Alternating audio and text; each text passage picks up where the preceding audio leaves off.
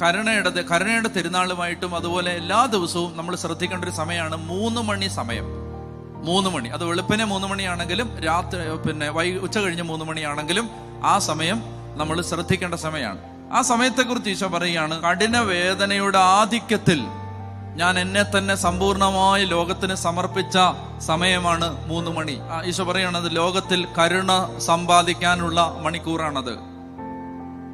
എന്റെ പീഡാനുഭവത്തിന്റെ യോഗ്യതയിൽ എന്നോട് അപേക്ഷിക്കുന്ന ഒരു കാര്യവും ആ സമയത്ത് 3 മണിക്ക് എന്റെ പീഡാനുഭവത്തിന്റെ യോഗ്യതയിൽ എന്നോട് അപേക്ഷിക്കുന്ന ഒരു കാര്യവും ഞാൻ നിഷേധിക്കുകയില്ല.